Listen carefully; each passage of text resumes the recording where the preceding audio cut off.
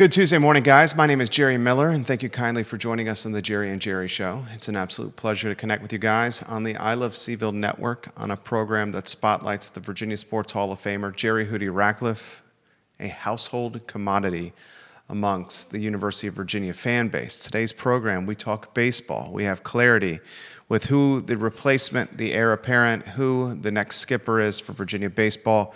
And he comes from Durham, guys, a man with ties to the Commonwealth of Virginia, an extremely important hire for athletics director Carla Williams. We'll talk Coach Pollard on the program as he fills out his coaching staff, as he fills out his player roster. We'll talk basketball. We got a European big man that everybody wants, a man that has got so much talent. He's got NBA scouts drooling, a man with so much talent. He has Ryan Odom and his coaching staff drooling. Where is Mr. DeRitter, and will he come to Charlottesville to play basketball for the University of Virginia? And, of course, we're going to talk football. We are mere months away from opening kickoff, a football team that is in the crossfire, a fan base that may be reeling with apathy. What does the athletic department need to do to drive football fan engagement? All those questions and more on the Jerry and Jerry Show, where we encourage you, the viewer and listener, to help shape the discussion. Judah Wickhauer behind the camera. My friend, if you can go to the studio camera and then a two-shot as we welcome the Virginia Sports Hall of Famer, Hootie Ratcliffe. Good Tuesday morning to you.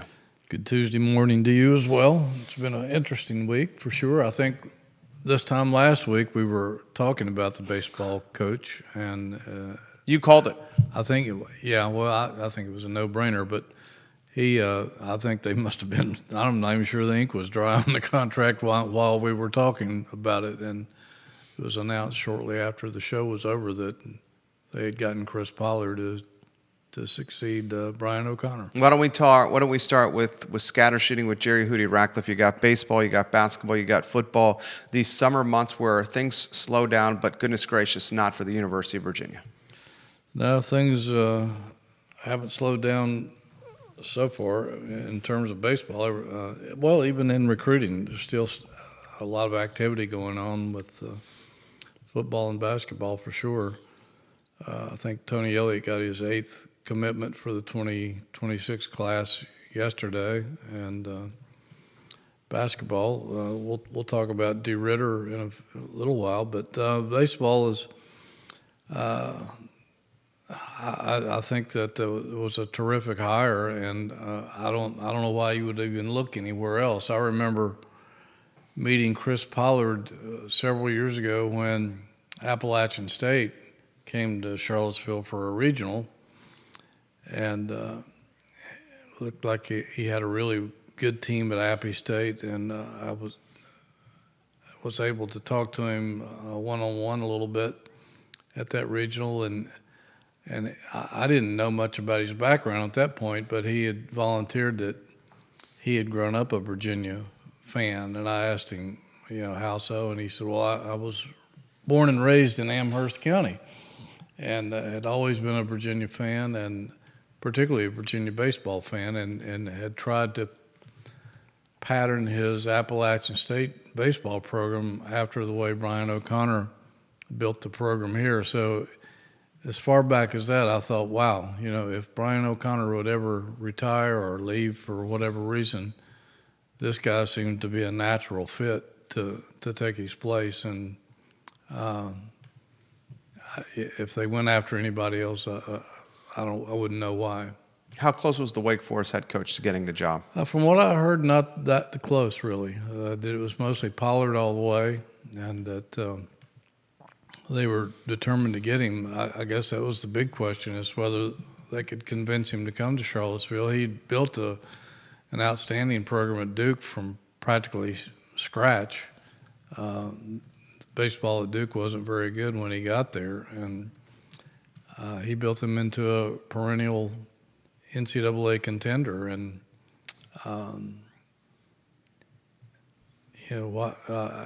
I think salary-wise, he's probably greatly enhanced his career, and the fact that he's going to be able to bring his entire coaching staff with him, and several players have followed him, commitments and through the transfer portal. So they an A+ hire in my mind. Carla Williams, an important hire for her. We'll get to that in a matter of moments. Bill McChesney on McIntyre Road, welcome to the program. Margie King Collins is watching the show. She goes, it's very important, she says, that he takes care of those UVA players that stayed here in Charlottesville. Yes, and from what I understand, he and his staff are trying to retain players, and some of them have entered the portal. A lot of them have entered the portal. I think they're trying to convince some of them to stay at UVA, and they should, because certainly they wouldn't be here if they weren't quality players, and could help him fashion his program the way he would like it. So yeah, I think he and his staff will treat those guys well, and will try to get as many of them to come back as they possibly can. Cliff Daisy watching the program on the Eastern Shore. He said he has a football question on a commitment once we get to football. He gave you props he gave you props last week with the Pollard news breaking after the Jerry and Jerry show, and said Hootie Ratcliffe's crystal ball proves to be correct yet again. The Pollard hire, if I'm reading you correctly, how would you grade it? It sounds like Carla Williams in the athletic department get an A for this hire. A+, I think, because not only did they recognize that he would be a great hire, but did what it took to get him here. And I don't know how the negotiations went or any of that. Well, we're talking to Chris Pollard tomorrow afternoon, so we'll learn more about all that. But A+ hire, again, no brainer. If they went after anybody else, I think they were just wasting their time. Kevin Yansy in Waynesboro says, "Good morning, Triple J." Judah included in that Triple J. That's right, big Judah. Kevin Yancey, good morning. Let us know if you have some questions. The transfer portal with baseball, working the transfer portal, resources available. I mean, this guy's got to build a roster here almost from scratch and very quickly. Yeah, that's going to be one of his major challenges, is because there's so many Virginia guys that went into the portal. We heard 27. I'm not sure if that number's correct, but that means you probably only have 13 or more, a few more that's decided to stick around. And so far, I think he's had maybe 6 of his former players to transfer to Virginia, some of them really good players, and one kid who grew up in Crozet. And then I think there was maybe three Duke commitments, all really good prospects who are going to be joining his program. So that's you still got a lot of roster spots to fill, and a lot of it's going to be determined by how many of those Virginia players he can convince to stick around. What did you learn from the Brian O'Connor Mississippi State press conference, the reporting following the Brian O'Connor hire? Anything stand out to you? Well, he was very gracious and professional, which we expected him to be. He could have taken some shots if he had wanted to, but he took the high road. I think he was excited to be in Starkville, and they were excited to have him. There'll be a lot of pressure on him to produce instantaneously, essentially, because the money, with the money and all the hoopla, and they take baseball very seriously down there. That's probably surpasses basketball as their number 2 sport, and football hasn't given them much to cheer about, as O'Connor is accustomed to that, I guess. But that was a dig, Hootie. That was a dig. It's been a long time. I know it has. You just made me laugh. 6 years since they've really done anything here. But, it was great to see him get welcomed like that. I agree. Not many baseball coaches get that kind of introduction. And, when we're talking Chris Pollard tomorrow, it's media only. There's no public's not invited. So a lot less hoopla around the Pollard, welcoming Pollard to Charlottesville. But, yeah, again, the expectations out there are going to be strong. And, again, he took the high road. He took the high road. People Yeah. close to him and close to the program have told me that there was a lot of reasons he was unhappy here and trying to fight for various things that he couldn't get. And so or didn't get, and he could have thrown some people under the bus if he'd have wanted to, but he was actually 100% opposite of that in praising Virginia for what they had done and thanking the fans and the athletic department for helping him build the program. Renee Pettifer watching the program, one of the biggest UVA fans in Wahoo Nation. Says she loves the show. She misses watching us. She loves our shirts. She has some basketball questions for us. We can kind of hop around as questions are coming in quickly for baseball, football, and basketball. Yeah. She asked this question: have you heard anything about the men's basketball team's practices or practice? And she says, when's Ryan Odom going to make a general manager hire?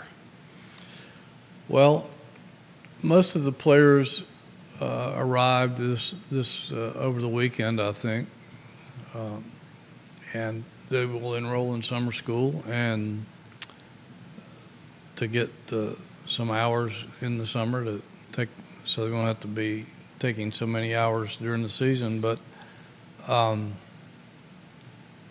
imagine practices, at least on the pickup game level, will probably start if they haven't already started. But I imagine this week, and they'll start to build some chemistry. I don't know how much organized practice they can have at this point. I know the coaches are allowed some time with the players. I don't know if it's for one-on-one individual instruction or if they can have a certain amount of hours of contact with the players in terms of a practice. But what was the rest of her question? General manager, I think a question we all want to know. Well, a few weeks ago we reported it. Ryan said that he wanted to get his staff complete and get recruiting essentially over with. They're in evaluation periods right now. I'm not sure when it ends, but they've been all over the place. I think they will have a story up later today. I think they've offered like 14 or 15 players for the next recruiting class. And I imagine he'll want to get that out of the way. His staff is complete, and there's still some room on the roster to maybe grab a player or two from the transfer portal over the summer. So I imagine he'll want to get all that stuff pretty much settled. They probably have a short list of GMs if they're not already talking to them. And so I expect that hire will probably come later this month or sometime next month would be my guess. Questions continue to come in. Kevin Yancey in Waynesboro says, with the three major sports struggling, are they going to reduce tickets drastically for all of us to drive fan engagement? I don't see that happening. I don't think that's going to happen. Probably should, particularly in football. If I had to, I'd give them away in football to put fannies in the seats and try to build some kind of a home field advantage. I just don't understand why, with so many empty seats, you wouldn't just go to like the Boys and Girls Club or like some kind of kids organization and just say, we'll give them to you. We'll sell them to you for $1. Anything to get people in the seats. Yeah, I would do whatever it takes to get people in the seats in football. And they may argue, well, that's not fair to the people that are buying the season tickets, but you got to do something to generate some excitement. And with that program right now, it's surrounded by apathy. And I can't imagine there's going to be a huge crowd there for the opening game against Coastal Carolina unless they do something different that they haven't done in the past. But I don't see them reducing ticket prices in general for basketball or baseball. In football, they might come up with some kind of deals, but if they haven't announced anything like that. We are about 2 months and change away, folks, from Coastal Carolina in Scott Stadium, the 30th of August, a 6 p.m. kickoff. Comments continue to roll in here. The basketball news with DeRidder is all over the feed. Yeah. There's a guy out there. His name is Nick. I saw that. Kalinowski, who's an NBA draft and NCAA hoops analyst, and he posted yesterday that he has learned from an inside source that DeRidder has withdrawn from the NBA draft process as part of his ongoing approval dialogue with the NCAA, and it looks increasingly likely that he will end up heading to Virginia. So if that is the case, that's huge news for Virginia, because he's having a guy like that to join the big German that they have and the other players on the roster, particularly in the front court. That gives Virginia an experienced, talented front court, and it's kind of you got two potential second-round NBA draft choices in your front court. I mean, that's the kind of stuff that can take you quickly into the winner's circle and possibly deep in the NCAA tournament if everything comes together as planned. If you were a betting man, would you say DeRidder plays basketball in Charlottesville? Wow. From the sound of this report, I would, yeah. But the visas are being impacted with, not just sports, everywhere. Right. I mean, yeah, if this report is accurate, and this guy, Kalinowski, seems to have a really good source who has corrected some other reports out there that were false. So he must know somebody really close to DeRidder. But it sounds like it's strongly in favor of Virginia getting him, and that's again, that would be huge for this program. Michael Murphy watching the program, and the comments continue to fly in here. He says, first, keep up the great work, fellas. He loves the show. He also says he's been listening to some of the Mississippi State news and content since the Brian O'Connor hiring, and some of the folks down in Mississippi State are absolutely questioning why Brian O'Connor would leave that job for Mississippi State with the pressure that's down there in Starkville. Well, we also had similar questions here. Yeah, most coaches thrive on pressure. They like challenges. Most coaches are nomadic too, guys. Yeah, I mean, it's rare for a coach to stay at one place for his entire career. Usually, it's not by the coach's choice. Right. It's not normal for you to be able to call your own shots, particularly if you've been in the business as a head coach for 22 years or so. I think there were some underlying factors here that you can never quite prove because nobody wants to come out and say it on the record. But we've heard whispers and things from various people surrounding the program that he was not happy with the way some things were going here and didn't think it was going to change, or if it was going to change too late. I think Mississippi State recognized that and knew that all he needed was a nudge. And some money. And $2.9 million is a pretty nice nudge in my book. So they have an incredible fan base. They've set all the NCAA baseball attendance records. They have a passionate fan base. They have an incredible stadium that seats, I think, well over 10,000. They're in the best baseball conference, arguably in the country, where baseball means a lot. Down in the SEC country, it's for a long time baseball was bigger than basketball. That's changed over the last few years, but I think coaches like challenges. I think maybe he needed, once he started thinking about it, I think he kind of refreshed him and I agree. gave him an opportunity to go out and do something different. Yeah, I agree. I think he's feeling a sense of invigoration and things that, I don't want to use the word stagnated around here of late, but it didn't seem to have the same, vibrancy or zest or energy. And that could be attributed to a number of things. I think the fan base is in tune with the rumblings behind the scenes with the support of the baseball program as well. But I will say this, Pollard is a fantastic hire. This guy really cares about Virginia and is growing up a Virginia fan. And building a program at Duke shows me that this guy understands what it takes to win because that's not the most well-resourced program.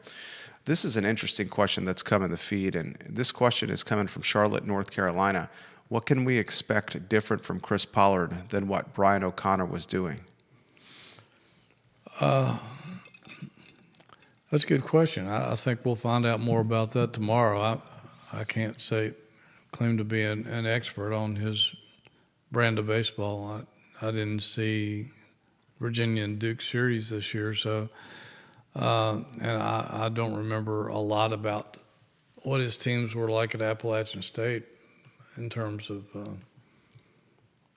their style of play. Well, again, we'll find out more about that tomorrow. We'll get the chance to ask him all that. But I think it's going to be solid. I know that they had a pretty strong pitching staff down there. They had he recruited some really good hitters. The one kid that Virginia got from them, Gracias? Mm-hmm. Not sure I'm pronouncing his name right. This is extremely talented. I just saw last night that he was rated the number one prospect in the entire portal in the country. So he's projected as a very early round draft choice in Major League Draft next year. So I think it'll be pretty aggressive brand of baseball and something that will get Virginia fans excited about. Put in perspective the importance of this hire for, I think this is fair, embattled athletics director Carla Williams. Yeah, there was a lot of finger pointing going on that she may have been the source of him leaving, O'Connor leaving, and again, I don't know if we'll ever get to the bottom of it, but I think all eyes were on her and what she was going to do. I don't think she could have done any better than to bring in Chris Pollard and convince him to come to Charlottesville. He's a first-rate coach. He can recruit nationally. He's got a great brand already built here to work with, much nicer facilities than he had at Duke. And I think he has a really solid coaching staff coming with him. So, I think, to use the baseball terminology, it was a home run hire, and she knocked it out of the park. I mean, you got to give her kudos. I got to give her kudos. I was just going to say that. She deserves some props for this hire. She's embattled fairly in the crossfire, but she deserves props for the Chris Pollard hire. And performance from the baseball program out of the gate, I think the expectation is going to be high. I think it's going to be high for Ryan Odom. And I think, frankly speaking, if the football team struggles, which we don't know what's going to happen, a lot of talent on that football roster, but if the football team does struggle this fall, the pressure is going to be even more sky high for Ryan Odom and for baseball. We should talk football here because questions are coming in quickly. Mm-hmm. 2 months away from kickoff. Where do you want to begin scatter shooting with football? Then we'll get to the comments coming in the feed. Well, we're not that far away from training camp. I think it starts in late July or early August. So we won't have to wait long to see some of these guys in action. You saw them a little bit in the spring. but they didn't have a full roster in the spring. A lot of guys were still after spring. I think they brought in another dozen or so players through the portal. A lot of players missed the spring with recovering from surgeries and et cetera. I think there'll be immense pressure on this coaching staff to produce because there's no reason they shouldn't win. There's no reason they shouldn't have a winning season. The schedule is lighter. I've read in places where it's the most manageable Power 4 schedule in the country. And the fact that they've brought in 31, I think, transfer portal guys. They have depth at every position on the field, which is an about face from just about every Virginia team going back to the Al Groh days, I think, because I know Groh complained about it some at the end. Mike London complained about it during his entire tenure. Bronco complained about it, and Tony Elliott complained that they just didn't have playable depth all over the field, and it often showed up. Injury in the second half. Yeah, injuries would cause them immense problems, particularly in the secondary and the offensive line. Yep. We really saw that in the offensive line. Yeah. Sickness in the offensive line to the tail end of last year led players to play in the trenches that probably shouldn't be playing because the depth wasn't there, and they really were exposed. Yeah, and you to the point where offensive linemen parents were posting on social media saying my son was sick. Yeah. He couldn't protect the quarterback. Right. Yeah, and the offensive line coaches they've had here the last several years, they've had their work cut out for them because that's a first of all it's a really tough position to play. It's not like a defensive line where you just react or whatever. Offensive line guys are some of the smartest guys on the football team. They usually are. And back when we used to have open locker rooms, I would always seek out offensive linemen to find out what really happened because those guys, like you said, were intelligent. They and they have to be because their jobs are so complicated. Knowing how to recognize blitzes when they're coming, who they're supposed to block, whatever style blocking that they're doing. They have to think and react really quickly, and they have to work cohesively because if one of those five guys breaks down, the whole offensive line can collapse. So,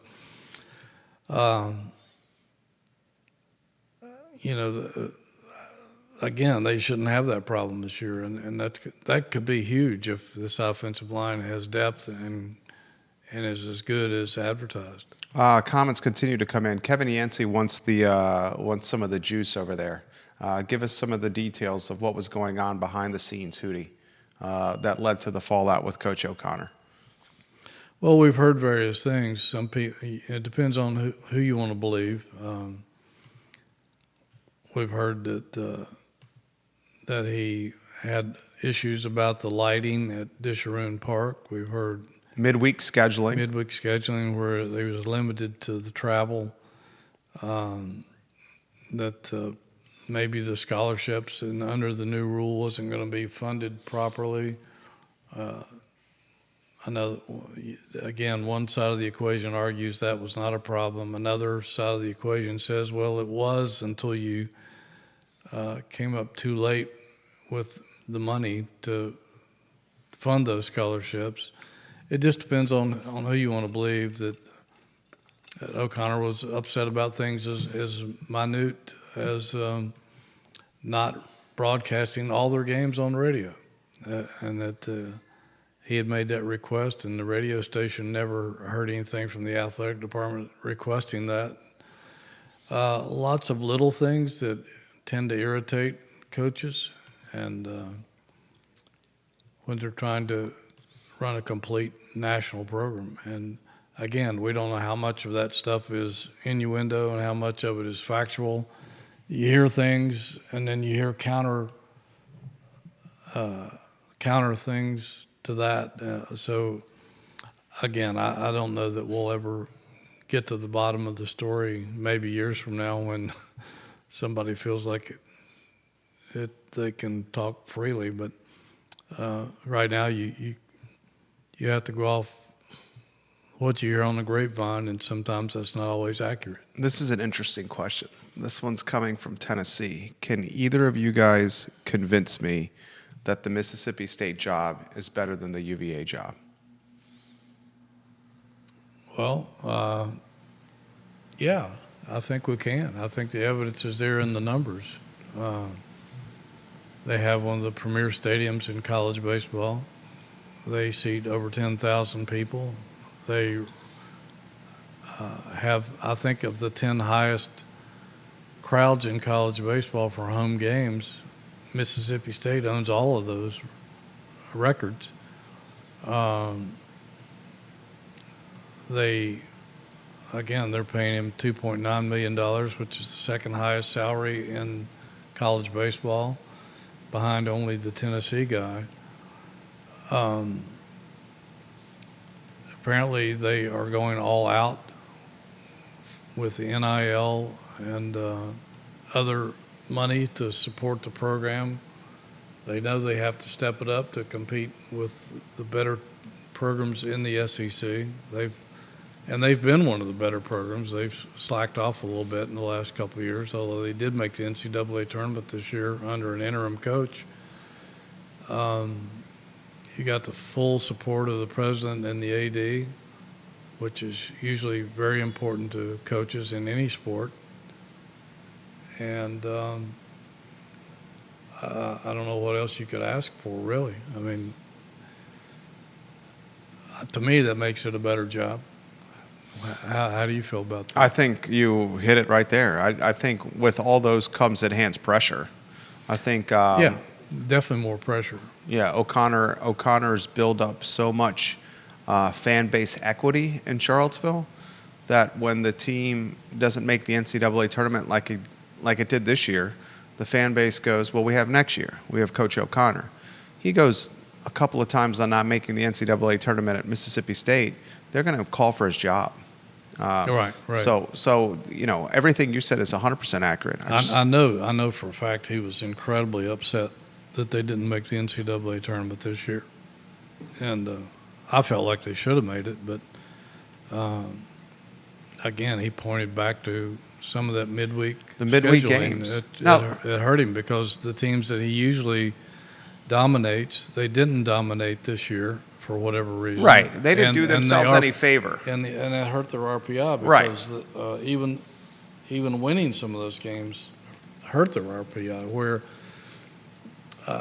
if they had just played the series at Florida State that was canceled, their RPI would have increased strongly just for playing a program of that measure. They had some bad luck with the Florida State series being canceled because of the shooting in Tallahassee. They also did not do themselves any favors with some of those losses midweek. Oh, no question, and he owned that. Yeah, he owned that. Right. I totally agree with Hootie. The job at Mississippi State is an upgrade here. But with an upgrade and with $2.9 million comes significant heat and an expectation of performance. And I think that's safe to say. And as Hootie said earlier in the show, Mississippi State is prioritizing baseball as the second most important sport in that program. Football being a clear-cut one, baseball too. That's rare in college athletics, folks. Michael Plecker, watching the program, one of the Shenandoah Valley's finest backstops, played in the New York Mets farm system. He says apparently UVA is getting a very good head coach in Pollard. It was between him and O'Connor at MSU, but the majority decision was to go with the UVA staff. He's got connections with the Mississippi State program with his coaching and baseball history. For the fan base that's watching, the next step is to rally around Pollard and watch him build the roster, and he's going to move quickly. This is a very good question. Does Hootie have any insight into the support, financial resources that baseball is going to have from an NIL standpoint? And then we'll highlight Roger Voisinay and Olivia Branch watching the program. I don't think they've spoken about that yet. The House settlement has come out. I think the majority of the money, from what we heard, of the, what is it, $21 million? 20.5. 20.5. I think I heard something like 75% of that's going to football, maybe 15% to basketball, and then the rest will be split up. Women's basketball is getting a chunk of it, but you're 100% right. The lion's share of this is going to football, folks. Yeah, and the reason for that is that the football brings in the revenue to support all the other sports, particularly non-revenue. There's only two sports that makes money at UVA, and that's football and basketball, and it's pretty much the way it is everywhere. All the other programs essentially lose money, a lot of money. So if you don't have a successful football program that's bringing in, I mean, look at the size of the stadiums. You could sell out basketball games and it's 14,000 plus. If you sell out Scott Stadium, that's 60,000 people for 7 home games. That can generate a lot of revenue and plus TV money. But from what I understand, that's the breakup of the House settlement money. As far as other monies, don't know. We really don't hear that much about what their budgets are and what kind of NIL resources they have for sports outside of football and basketball. Comments continue to come in here. This is from Chad Wood. He's watching in Crozet. He says Pollard was the best hire they could have made, all things considered. I think Chris Pollard will save the fan base and the stands will be full again. Chad Wood, I also agree with you. And you have a good, temperature and pulse of the fan base. I agree. I think the fans are going to rally around Pollard. Yeah, I agree. The questions that are coming in here is football. How do you draw? This is a great question here. If football continues to play before half-empty stadiums or more, how is that apathy not going to bleed into the other sports? I think if the other sports continue to win, that takes care of itself. And I think that Ryan Odom will win. I think Chris Pollard will win. They're both charismatic guys who are both solid coaches. They have good coaching staffs surrounding them. They know how to recruit. I don't see that becoming a problem in basketball or baseball. So I don't think you'll have to worry about that. The big problem is the apathy with the football program, which has been around for a long time. Even Bronco, as successful as he was, I think they were bowl eligible in 5 of his 6 years. Still really couldn't generate the enthusiasm in the sport with the fan base that's necessary for a program to be a difference maker. I don't understand the hate from the fan base on Bronco. A lot of folks saying he didn't have us going in the right direction. It was smart to make the move. I don't understand that. Well, that's a good question. I know that he desperately fought for the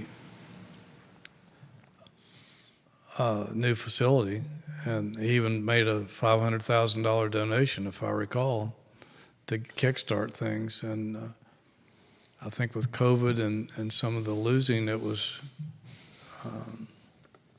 difficult to generate the funds for that. And I guess the economy was not so good either. But I think Bronco knew how to win. He knew how to build a program, and he had him in a bowl game in his second season here, and took him to Took the Orange Bowl, didn't he? yeah, to the Atlantic Division Championship. That's the only time they'd ever won that since they went to divisions. Played a really good Clemson team in the ACC championship and got routed, but that was to be expected. And then played essentially a top 10 Florida team, A loaded Florida team. with tons of NFL talent. Played them pretty strong overall in the Orange Bowl. There hasn't been a whole lot of New Year's Day or New Year's bowl games played by Virginia over the years, and I think they were bowl eligible 5 of his 6 years. The first year that was a disaster, but even he said the program was in much worse shape than he had ever imagined. It was in shambles. Yeah, and He won 2 games. It was in shambles. yeah, and got blown out by Richmond in the opening game of his Yeah. career here. He didn't have any talent. Didn't have much talent. Needed a lot of things. Even Carla did some emergency meetings with football supporters to bring in some extra revenue to help them get brought up to modern standards with other ACC programs that Virginia was lacking. And so I don't know that Bronco. I don't know what else he could have done.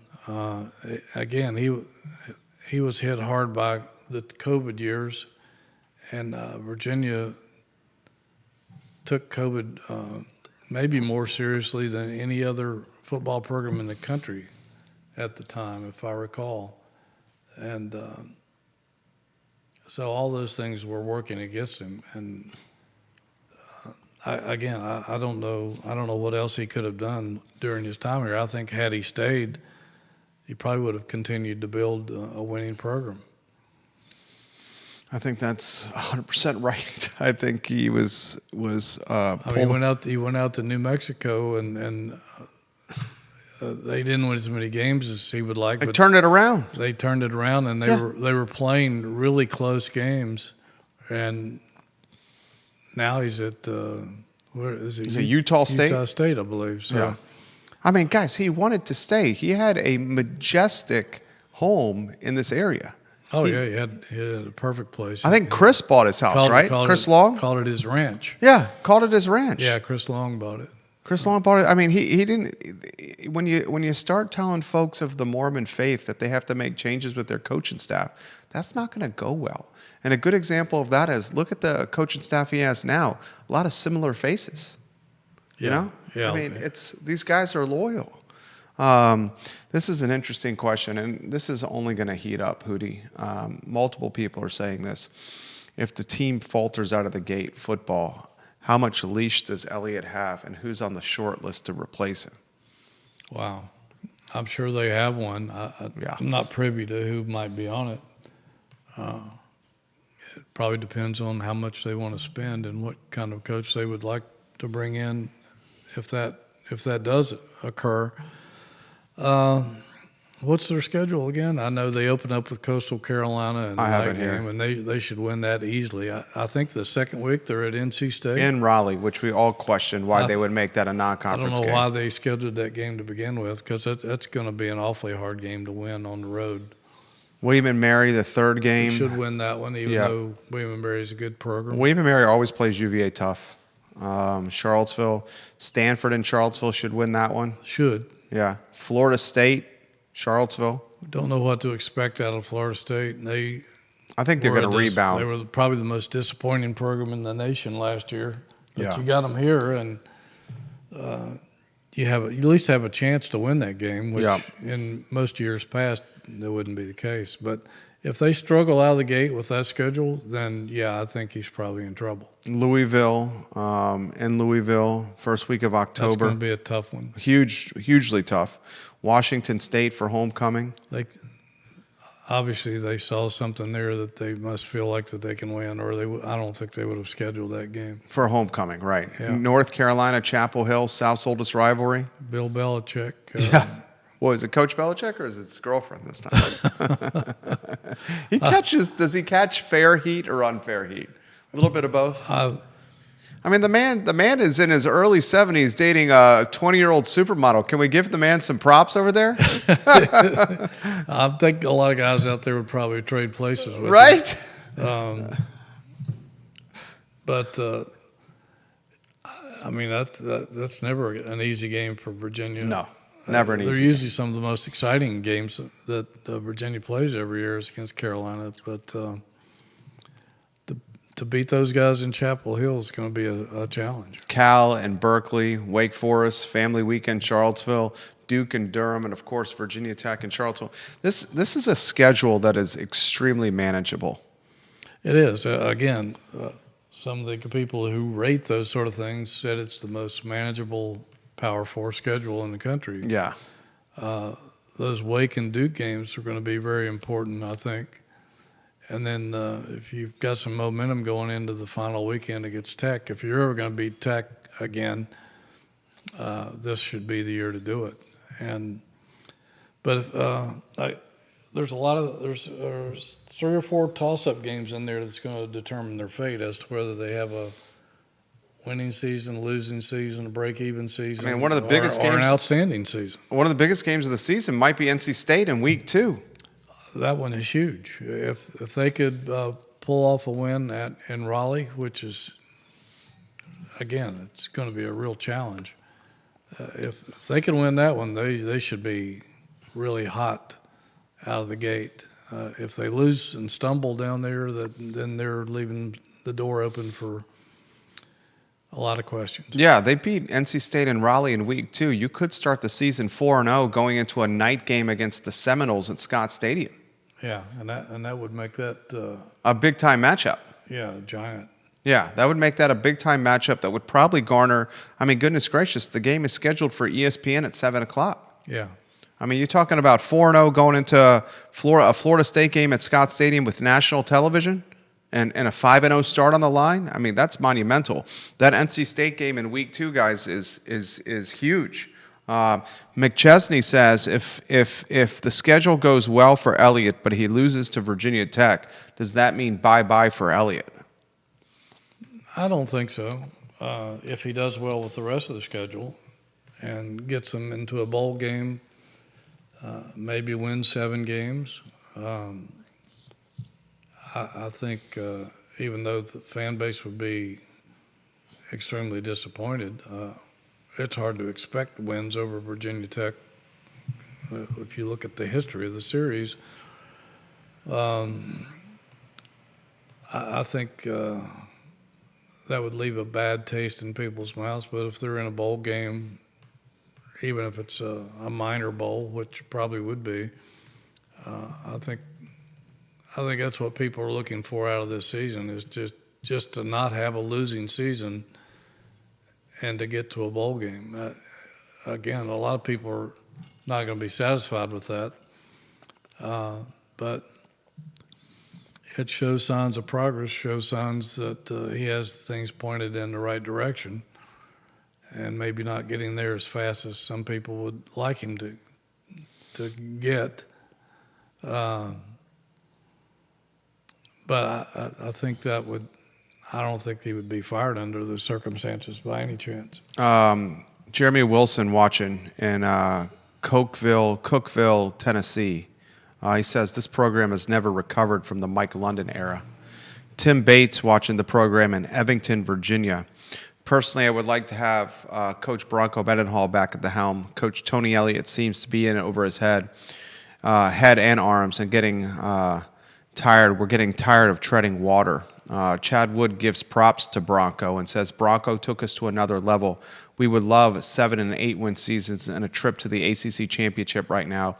Wood also adds, UVA football doesn't typically fire in season. Will this be the year with all this investment?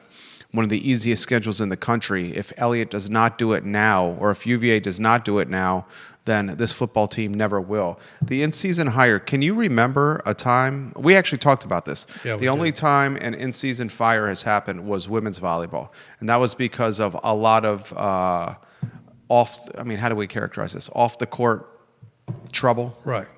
with players and coaches. Yeah. Yeah. Leaving at that. Yeah. I mean, I don't know. I'm pretty sure I know what happened, Yeah. but you can't prove it, so Right. I don't want to end up in the court. Right. Right.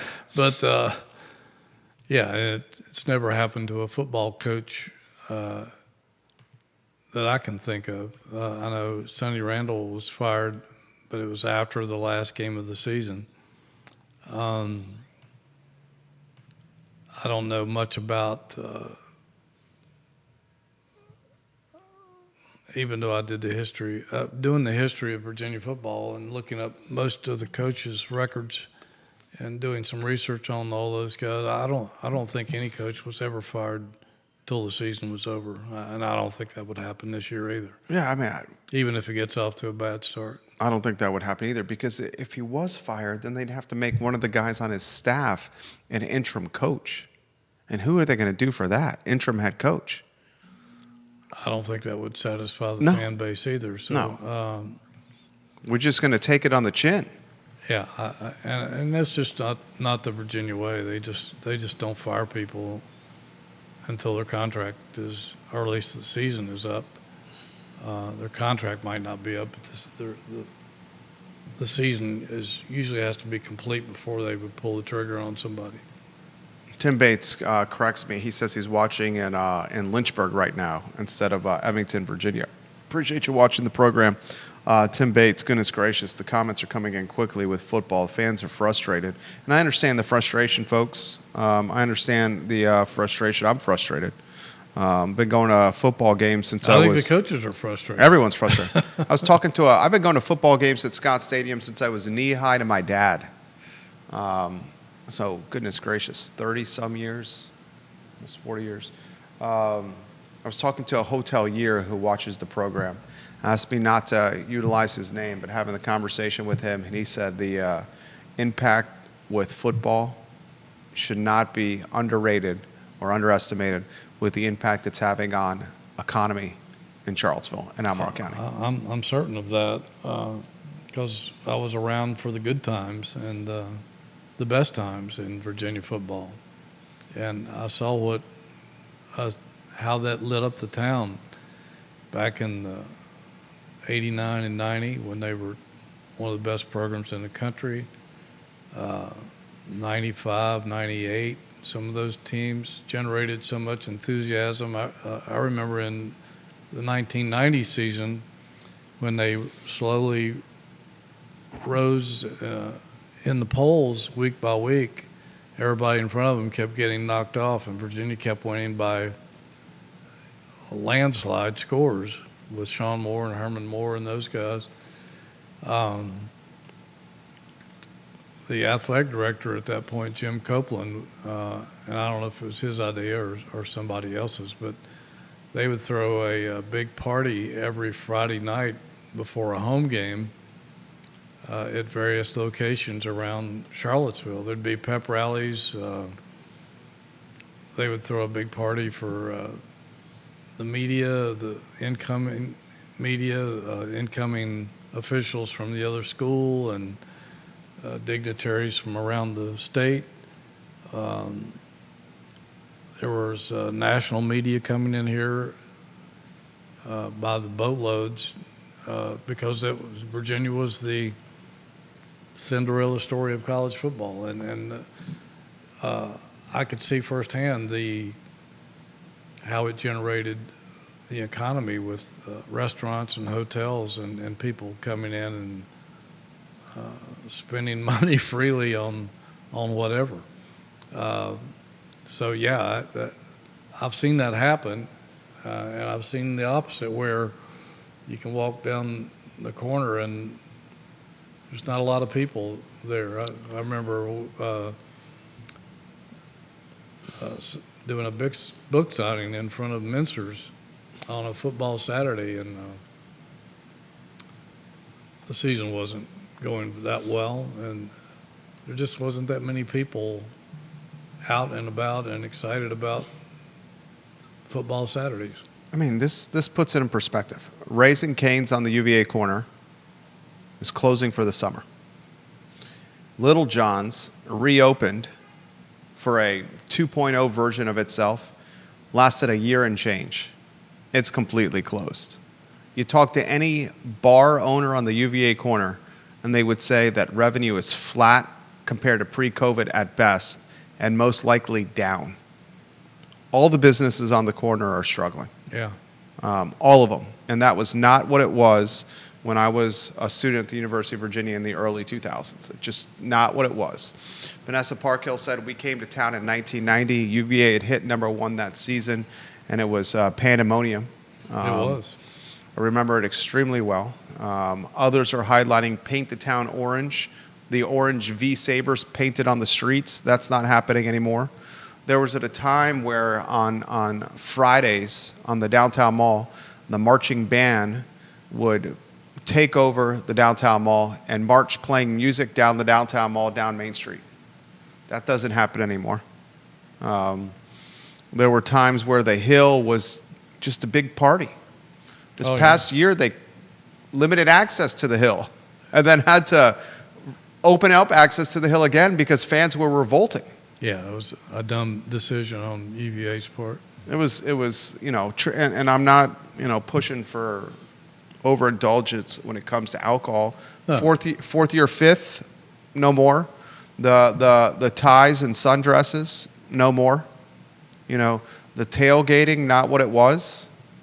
It's something, folks. Like they have a problem on their hands that they got to figure out. And I frankly, is that Carla Williams' top priority here? It should be. I mean, that's why she was brought here in the first place, was to fix football. And she acknowledged that. And that was probably the reason she got the job in the first place, because she had worked with Georgia football. And so far, except for that little spark that Bronco brought, we haven't seen much. If you're going to do it, if you can't do it this year, then I don't know where you go from here. Right. How much? This is an interesting question. How much of the heat on Tony Elliott trickles to Carla Williams as well? Well, I'm sure it does, because she handpicked him, and it came down to him and the guy that went to Duke and is now at Texas A&M, whose name escapes me at the moment, but it came down to those two, and she went after Tony Elliott. So that's her pick, and that's part of her legacy. Absolutely. Hootie Ratcliffe, Jerry Ratcliffe, the namesake website, jerryratcliffe.com. What is in your editorial and reporting hopper, Hootie? Well, we'll have the update on D. Ritter, the new football commitment yesterday. I thought it was up already, but it's not. We'll be keeping our eye on recruiting, because it's still going on, football and basketball. We'll have a list of all the new offers by Ryan Odom for the next recruiting class. We'll have some feature stories on golf and basketball, and so a lot of stuff. Readership is off the charts, highest it's ever been, really. We're almost at our 7th year at jerryratcliffe.com, and so we want to thank people for supporting us all these years, and we hope we can continue it forward. jerryratcliffe.com, jerryratcliffe.com, folks. We're on the website every day. The source for anything UVA athletic related, jerryratcliffe.com. Literally on the website every single day, and I follow him on Twitter, where his retweets are college athletic related and some of the most adorable canines and dogs related as well, as the man absolutely loves dogs, and frankly, the entire team here at the Jerry and Jerry Show, passionate about dogs. Judah Wickower behind the camera. Thank you, Judah Wickower. The I Love CVille show is up at 12:30, so less than an hour. Thank you kindly for joining us, guys. So long. Nicely done.